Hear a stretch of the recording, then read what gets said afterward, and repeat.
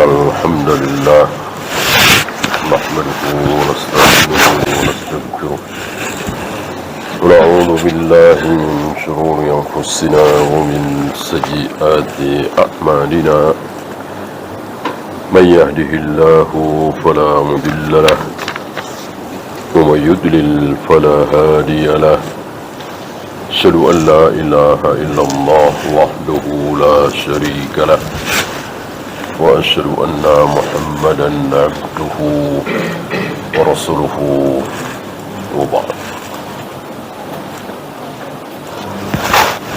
Kita masuk bab baru, bab fadlud du'ai bidhahril ghaib,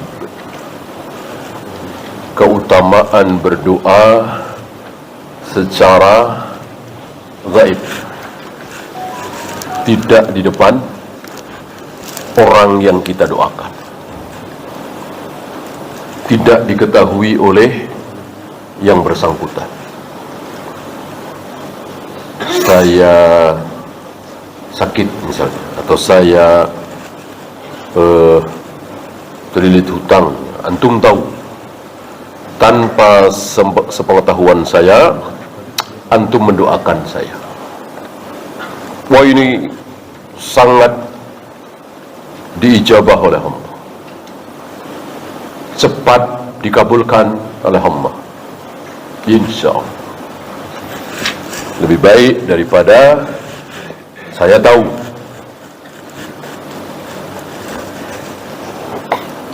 Bagaimana sifat doa ini?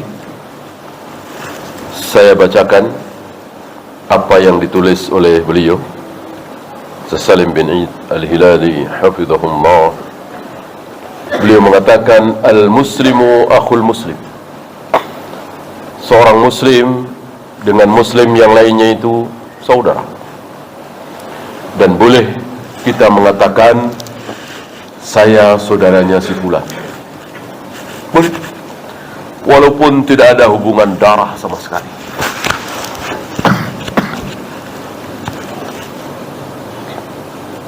Apakah ini bohong?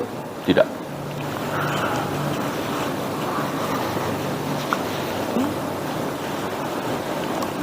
Dan bolehkah dilakukan dalam rangka mengecoh?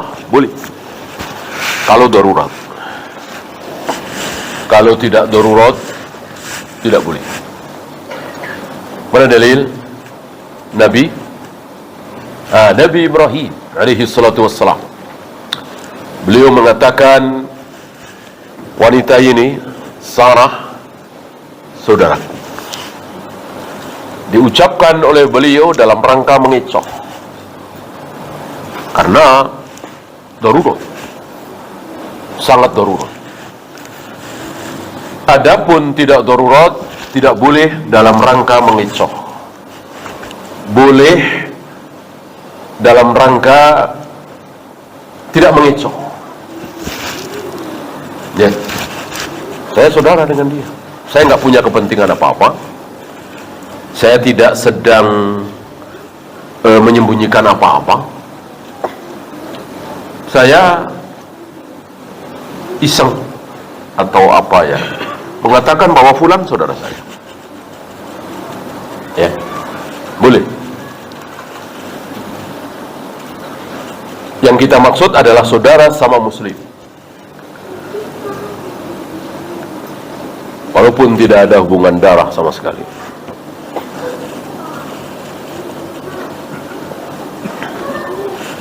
Yahfaduhu fi ghaibatihi, saat gaib kita jaga dia. Ya. Si fulan sedang difitnah, si fulan sedang dizalimi dengan ucapan. Kebetulan saya ada di situ, dan saya tahu persis si fulan tidak seperti itu. Maka wajib bagi saya untuk membelanya, menjaganya.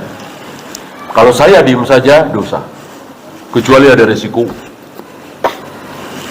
Misalnya ada 3 atau 4 orang mengatakan bahwa si fulan itu pembohong, si fulan itu Kalau ngutang nggak pernah bayar, si fulan itu begini. Saya tahu si fulan tidak seperti itu. Dan saya tahu dia mengucapkan seperti itu karena apa, saya tahu. Ya, dalam rangka menjatuhkan, dalam rangka memfitnah, dalam rangka saingan bisnis misalnya. Maka wajib bagi saya untuk membela si fulan. Tidak. Yang saya tahu tidak seperti itu. Fulan begini. Nah, begitu kira-kira. Ya. Kalau saya diam saja, berdosa saya. Kecuali tadi, saya akan terkena mudarat. Mungkin yang mengucapkan itu sambil bawa senjata misalnya, atau dia orang yang sangat besar, saya sangat kuat, sangat kaya raya, bisa melakukan sesuatu mengancam jiwa saya, boleh saya diam. Ya. Wa yansuruhu fi masyhadihi bil haqq, menolong saat masyhad. Ketika gaib kita jaga namanya, jangan sampai terfitnah. Ketika dia di depan kita, kita tolong dia. Wala yuslimuhu wala yakhdhuluhu, tidak boleh membiarkannya, menyerahkannya kepada musuh, menyerahkan kepada orang yang dolim, menyerahkan kepada polisi misalnya, padahal dia tidak salah, justru saya yang salah, agar bukan saya yang ditangkap, saya laporkan duluan dia ke polisi misalnya, padahal saya yang salah. Saya tahu kan, ini dosa besar. Bal haddal islamu adba'ahu 'ala ad-du'a'i li ba'dihim bil hidayati warsyad. Islam sangat menganjurkan kepada pengikutnya kaum muslimin untuk saling mendoakan dapat hidayah. Jangan justru kita mengutuk, melaknat, campakkan dia ke neraka ya Allah. Dia tidak mau menerima sunnah, dia terus bergelimang dalam bid'ah, sesatkan sekalian dia ya Allah. Jangan. Ya. Doakan dengan hidayah, berikanlah hidayah kepada dia ya Allah. Wa talabal maghfirata fi ghaibatihim litasta'ila qulubuhum wa alsinatuhum bil khairi li ikhwanihim, memohonkan ampun. Nanti akan dibawakan dalil bahwa Rasul saja diwajibkan, apalagi kita. Wajib bagi Rasul, tentu wajib bagi kita. Haram bagi Rasul, haram bagi kita. Mubah bagi Rasul, mubah bagi kita, kecuali ada dalil khusus. Ketika tidak ada dalil khusus, maka setiap kali Allah memerintahkan sesuatu kepada Rasulullah, otomatis perintah itu juga untuk kita. Ketika Allah melarang sesuatu kepada Nabi alaihi salatu wassalam, otomatis larangan tersebut juga untuk kita. Ya. Ya ayuhan nabiyyu kulli azwajika wa banatika wa nisa'il mu'minin. Wahai Nabi, perintahkan kepada istrimu, anak-anak perempuanmu, perempuan-perempuan muslim untuk pakai jilbab. Apakah ini hanya kewajiban beliau? Kita juga wajib memerintahkan kepada istri-istri kita, anak-anak perempuan kita untuk menutup aurat. Kecuali ada dalil khusus.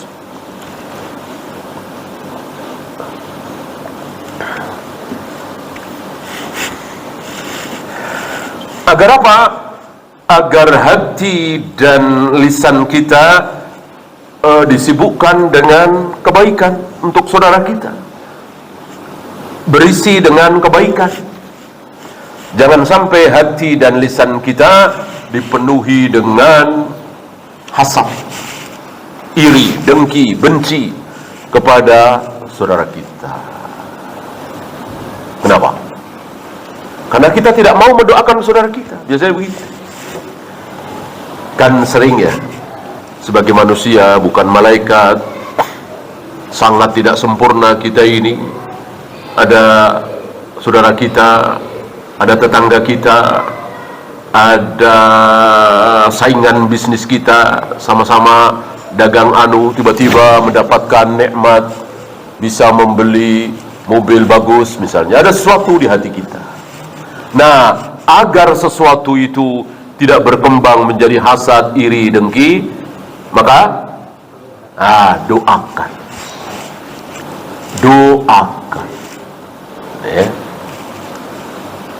Salah satunya dengan ucapan barakallahu fiik. Ketika kita melihat kebaikan, nikmat Allah berikan kepada si fulan,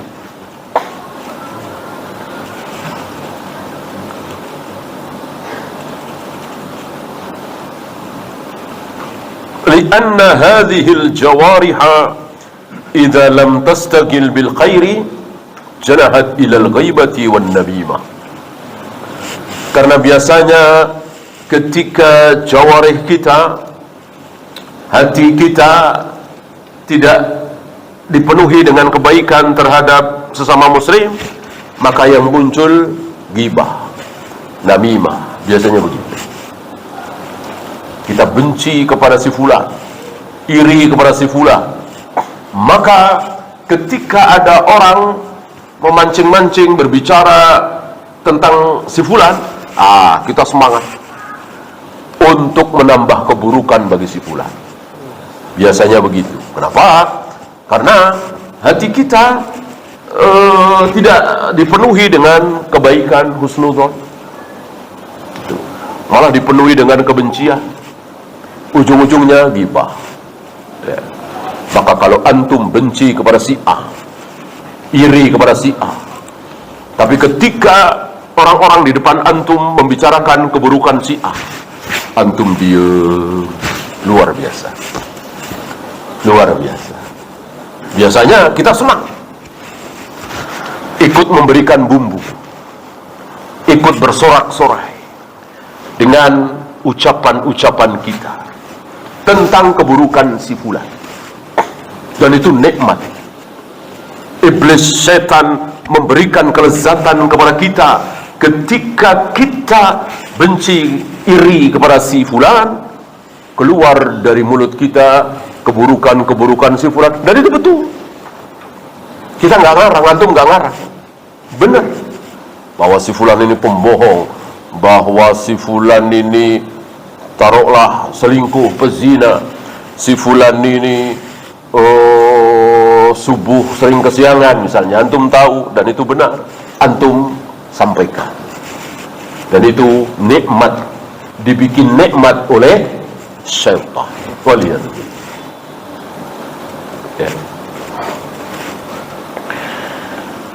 Wa qala ta'ala, seperti biasa beliau bawakan beberapa ayat sebelum hadis.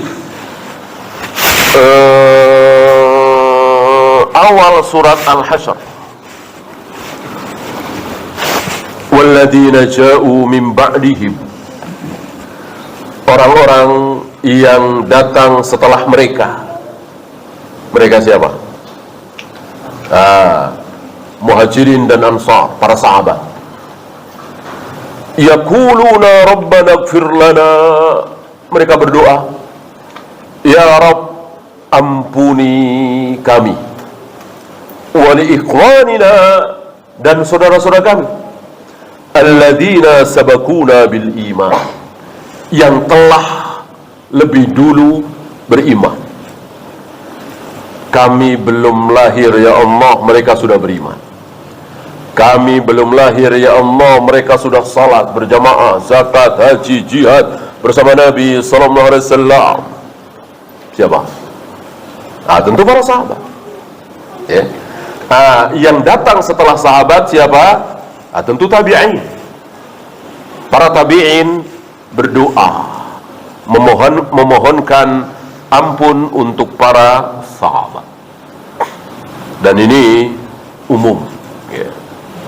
Guru-guru kita atau guru dari guru kita atau senior kita yang telah mendahului kita memakmurkan masjid, memakmurkan sebuah yayasan Islam, memakmurkan majelis ilmu.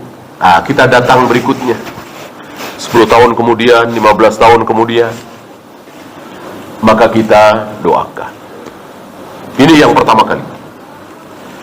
Kan sebelum sahabat belum ada kaum muslimin, kan? Kaum muslimin pertama di umat ini adalah para sahabat. Para sahabatlah yang paling berhak didoakan dengan kebaikan, didoakan dengan ampun. Maka ciri-ciri tabi'in, ciri-ciri orang-orang yang mencintai sahabat adalah mendoakan sahabat. Nanti akan dibahas oleh beliau, oleh Imam Malik, betapa Rafidah nggak masuk di sini. Ya, nanti saya bacakan. Haula'i fil qismis salis, bahwa mereka itu kelompok yang ketiga.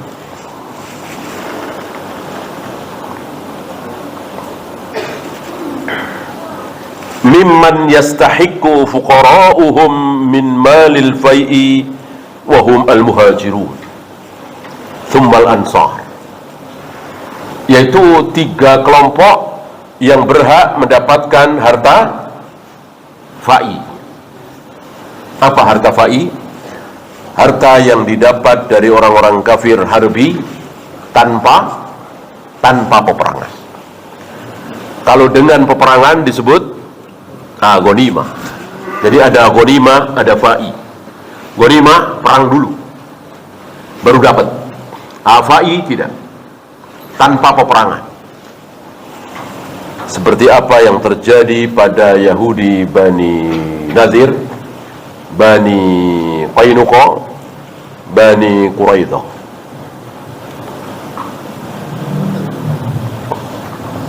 Terutama Bani Nadir, ya, yang pertama kali berkhianat.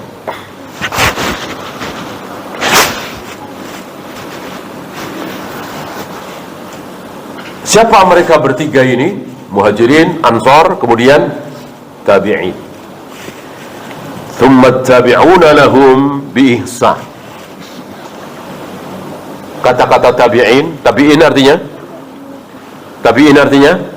pengikut. Oleh karena itu ada kalimat at-tabi'una lahum bi ihsan. Tabi'in ini mengikuti kebaikan para sahabat. Oleh karena itu, kalau sahabat mutlak, siapapun muslim, siapapun bertemu dengan Nabi dalam keadaan muslim dan mati dalam keadaan muslim, mutlak. Sahabat dijamin surga, dijamin ampun, tidak ada yang terkena syubhat, tidak ada yang masuk aliran sesat, dan seterusnya. Dijamin. Beda dengan tabi'in. Tabi'in tidak ada jaminan. Artinya, kaum muslimin yang bertemu dengan para sahabat tidak semuanya baik. Kalau sahabat jelas semuanya baik. Tidak ada satupun sahabat yang terkena subhat masuk aliran sesat. Tabi'in ada. Secara waktu, secara masa, secara penamaan ya tidak disebut tabi'in. Berapa banyak kaum muslimin yang bertemu dengan sahabat, bertemu dengan Ali bin Abi Thalib, bertemu dengan Muawiyah, bertemu dengan Anas bin Malik, tapi sesat. Bertemu dengan sahabat kan tabi'in, orang muslim kok, tapi tidak, ya.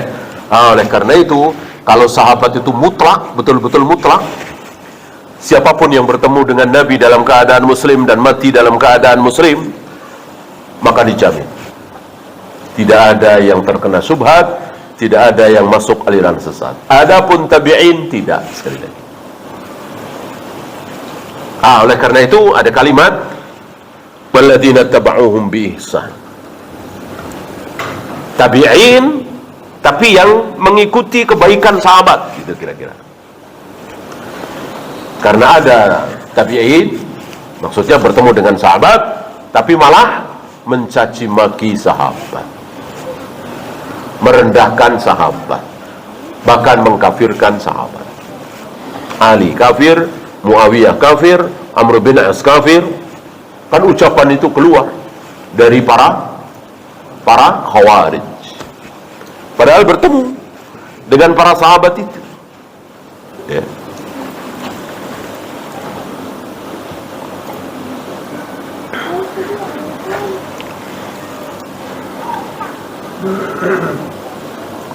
Beliau membawakan ayatnya di surah At-Taubah, was-sabiquna al-awwaluna minal muhajirin wal ansar walladzina ittaba'uuhum bi ihsan. Nah, ini dia. Orang-orang yang pertama kali beriman, yaitu kalangan muhajirin dan ansar. Ada yang ketiga? Tidak ada. Cuma dua. Kalau tidak muhajirin, ansar. Ya.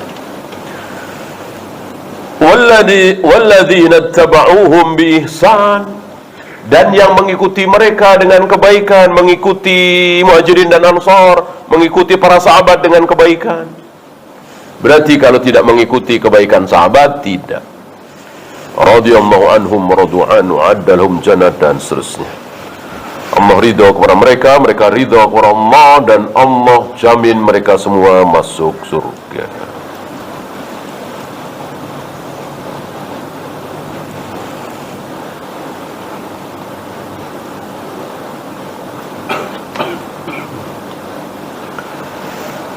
ولهذا وصفهم الله تعالى بأن قلوبهم مطهرة من الغل والبغض والحسد. Allah nyatakan, Allah sifatkan hati mereka bersih. Hati mereka bersih. Tidak ada iri, tidak ada kebencian, tidak ada hasad lilladzina amanu, kepada orang-orang yang beriman itu. Berarti Rafidah tidak masuk di sini. Ya.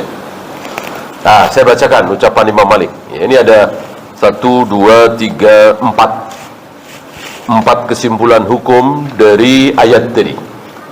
Wa min furu'i hadhil ayah, kata beliau. Yang pertama, beliau bawakan ucapan Imam Malik.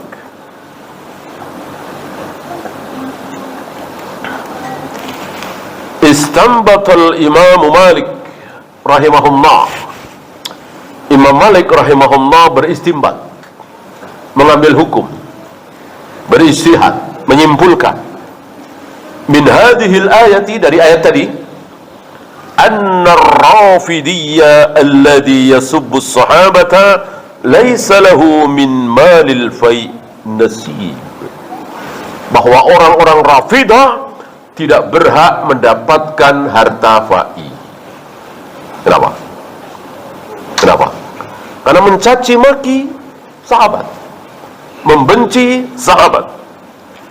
Li'adami ittisafihi bima madahallahu bihi haula'i fi qawlihim Rabbana ighfir lana wa li ikhwanina alladhina sabaquna bil iman. Gak ada doa ini keluar dari mulut orang-orang Rafidah. Ya Allah, ampuni saudara-saudara kami yang telah mendahului kami beriman kepada Engkau. Gak ada. Yang ada, kutuklah Abu Bakar, laknatlah Umar.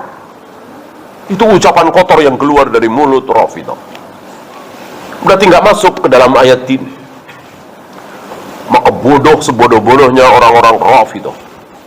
Ucapan Syekhul Islam, firqah yang paling jahil, paling bodoh dalam akal dan nakal. Dalam nakal dan akal adalah Rafidah. Dalam nakal luar biasa, sampai Al-Quran yang sudah dijamin oleh Allah, inna nahnu nazzalna dzikra wa inna lahu lahafidun, mereka nggak percaya. Kan bodoh sekali. Mereka menuduh Abu Bakar, Umar memalsukan ayat-ayat Al-Quran. Al-Quran kami yang asli, Al-Quran kami 18.000 ayat katanya, 3 kali lipat dari Al-Quran kalian Ahlus Sunnah, kata mereka. Mushaf Fatimah katanya nanti akan dibawa oleh imam ke-12 kami. Luar biasa ucapan kotor, ucapan buruk orang-orang Rafidhah ini.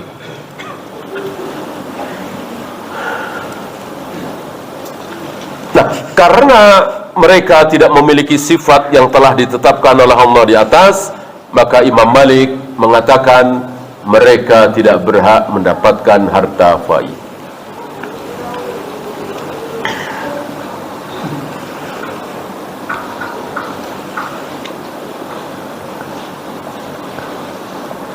Yang kedua,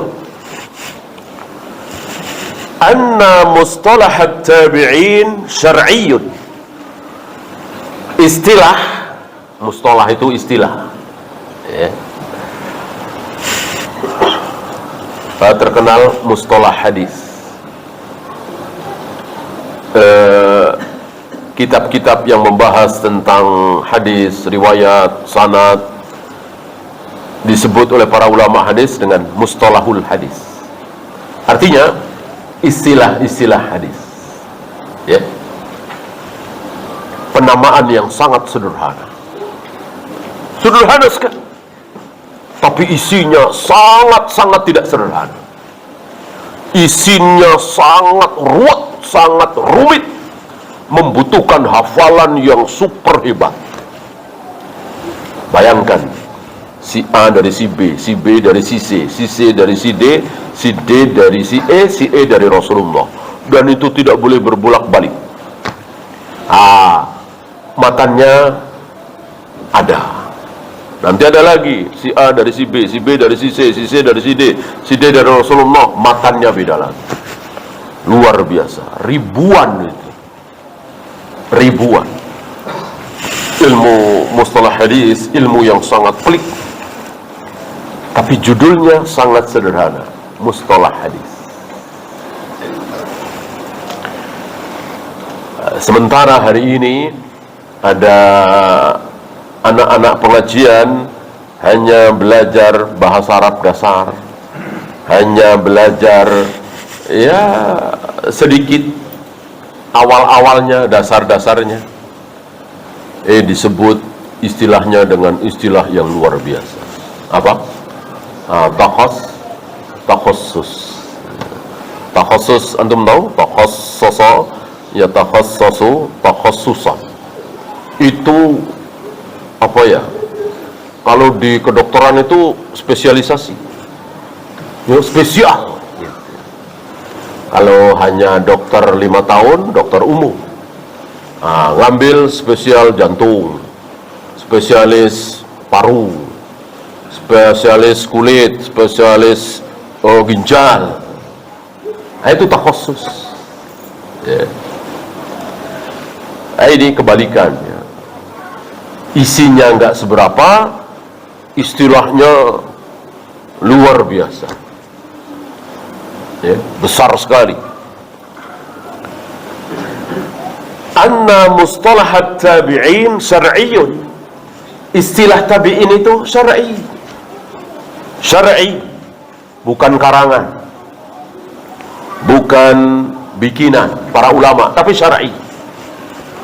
Artinya berdasarkan dalil. Mana dalil?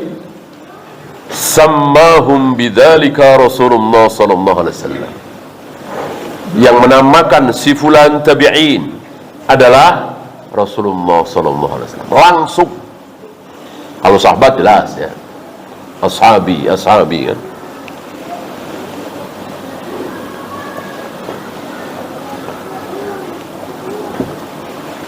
Ulama jelas, al-ulama warasatul anbiya, penamaan dari Nabi sallallahu alaihi wasallam. Sahabat, tabi'in, atba'u tabi'in tidak ada kalimat seperti itu, tapi ada qarinah. Ulama jelas, ya. Abid. Al-ibadah ini sekedar bahasa. Yang tidak ada istilah dari Nabi alaihi salatu wassalam, murabbi. Ya. Yang sering kita dengar sebagian firqa menyebut murabbi. Ini tidak ada. Istilah itu dari lisan Nabi sallallahu alaihi wasallam tidak ada. Ya. Adapun tabi'in ada. Mana? Khairut tabi'in Uwais Al-Qarni. Sebaik-baik tabi'in adalah Uwais Al-Qarni. Kata siapa? Kata Nabi SAW. Berarti penamaan atau istilah tabi'in syar'i, keluar langsung dari lisan Nabi SAW. Adapun tabi'ut tabi'in atau atba'ut tabi'in tidak ada. Tetapi khairun nas qarni, thumma alladhina yalunahum, thumma alladhina yalunahum. Manusia terbaik, kaum muslimin terbaik adalah yang hidup sezaman denganku. Siapa? Tentu sahabat.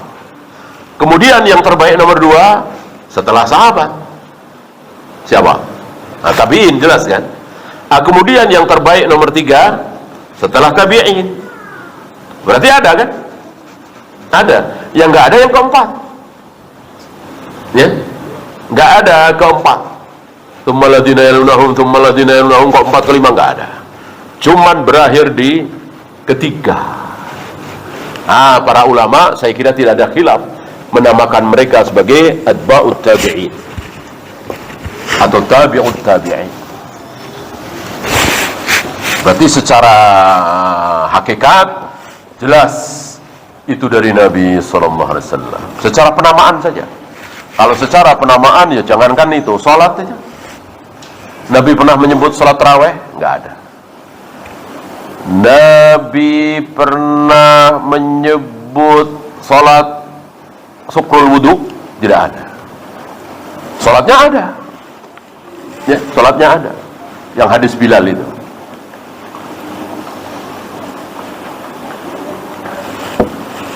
Jadi untuk memudahkan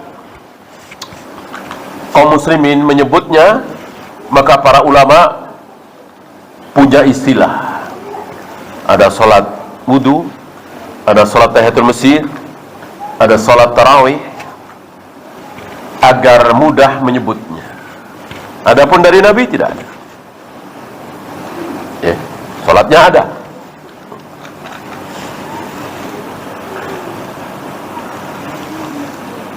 Sholat 2 rakaat setelah akad nikah, ini malah sampai hari ini tidak ada istilahnya secara masyhur ya. Nggak ada sholat apa itu. Memang nggak ada secara nama, tapi secara hakikat ada, prakteknya ada. Tapi secara nama ya mungkin dikatakan sholat ba'dal akad misalnya. Ya. Pokoknya intinya seperti itu. Ini semakin menguatkan ucapan para imam bahwa niat sholat itu tidak pakai lafaz. Coba kalau pakai lafaz, gimana coba? Gimana? Harus bahasa Arab kan?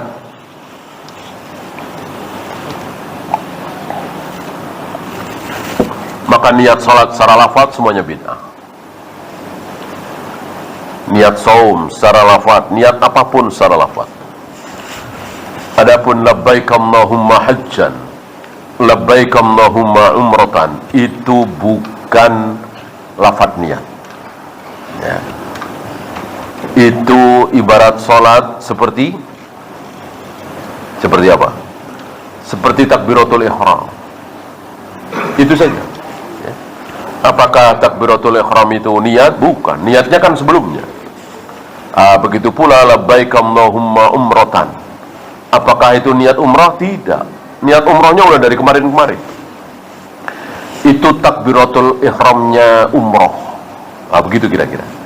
Artinya, ketika kita sudah takbiratul ihram Allahu Akbar, sudah tidak boleh bicara, sudah harus menutup aurat, sudah harus menghadap kiblat terus. Begitu juga ketika kita sudah mengucapkan labbaik Allahumma umratan, kita sudah tidak boleh memakai wewangian lagi, sudah tidak boleh pakai peci lagi, tutup kepala, sudah tidak boleh memakai pakaian yang berjahit, dan seterusnya. Sebelum mengucapkan labbaik Allahumma umratan masih boleh. Punya minyak wangi, kocorotin dulu minyak wangi. Ya, boleh, kan belum mengucapkan Allahumma umratan. Dan Rasul kan seperti itu. Sebelum memasuki ihram umrah atau haji, Aisyah mengoleskan minyak wangi dulu ke pakaian dan badan Nabi sallallahu alaihi wasallam. Jadi ketika umrah tercium bau wangi, nggak masalah. Nggak masalah. Yang masalah memakai minyak wangi. Gitu ya. Yang ketiga, al-ayatu dalilun ala wujubi mahabbati ashabin Nabi sallallahu alaihi wasallam. Ayat di atas merupakan dalil bahwa mencintai para sahabat adalah wajib. Jika kita tidak punya rasa cinta kepada para sahabat, kita telah berbuat dosa, haram. Karena mencintai para sahabat wajib. Maka jangan sampai ada rasa benci kepada satu pun sahabat. Maka jangan dikorek-korek aib sahabat. Sahabat kan manusia, pasti ada aibnya lah, manusia ya.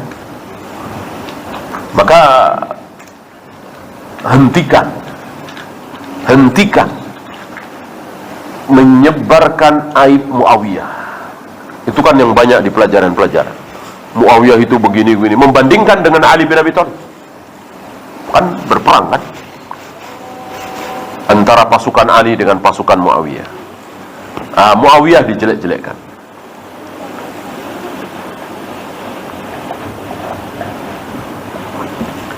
Yang tidak paham kaidah membawakan riwayat Ibnu Abbas disuruh oleh Rasulullah alaihi salatu wassalam memanggilkan Muawiyah.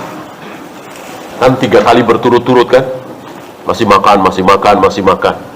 Akhirnya Nabi kesel, didoakan buruk. Mereka mengira ini keburukan Muawiyah. Mereka tidak paham kaidah bahwa Nabi sudah mengikat perjanjian dengan Allah, memohon kepada Allah, ya Allah, aku manusia bukan malaikat.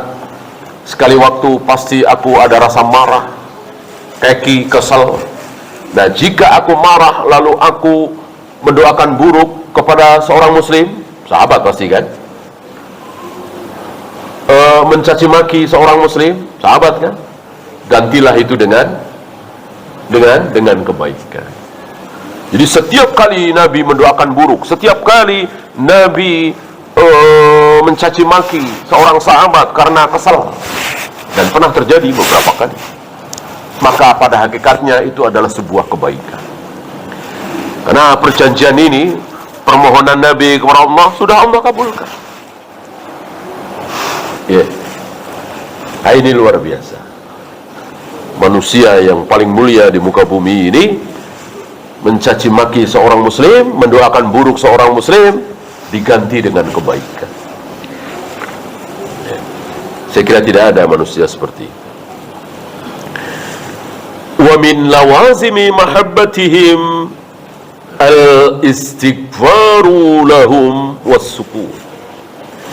Dan konsekuensi dari cinta kepada para sahabat itu apa? Istighfar, memohonkan ampun kepada para sahabat. Kan begitu. Kita cinta kepada si fulan karena dia baik, karena dia soleh, karena dia dermawan, tanpa diminta kita mendoakan si fulan. Doa terbaik ya istighfar. Ampuni dia ya Allah, ampuni dia ya Allah, apalagi sudah meninggal. Wasukut, dan diam. Diam maksudnya? Diam terhadap keburukan-keburukan mereka. Sekali lagi, mereka bukan malaikat, masih manusia, ada aib, ada cacat, ada dosa, pasti ya. Diam. Kita harus diam, jangan dibahas. Gimana mau bahas keburukan Muawiyah, kita bahas. Keburukan Ka'ab bin Malik tidak ikut perang Tabuk, kita bahas. Keburukan siapa? Aisyah dan Hafsah membohongi Nabi sallallahu alaihi wasallam, ya kan? Kita bahas. Siapa lagi? Para sahabat manusia pasti ada aibnya. Tapi gimana kita mau bahas sementara Allah sudah mengampuni mereka. Allah sudah melupakan dosa-dosa mereka. Allah sudah jamin bahwa mereka diridhoi oleh Allah. Allah meridhoi mereka. Allah ampuni dosa-dosa mereka. Allah jamin masuk surga. Kita masih bahas. Aneh. Itulah Rafidah. Kama waqa'a bainahum wa bidzalika ta'taliful qulub. Tujuannya supaya hati itu lembut, ya. Kalau kita terus membahas aib mereka, tidak mungkin bisa lembut hati kita. Yang ada dendam, yang ada iri, yang ada hasad, yang ada benci, ya. Wallahu a'lam. Ya, silakan azan dulu. Sallallahu ala Muhammadin sallallahu alaihi wasallam. Wa akhiru da'wana alhamdulillahi rabbil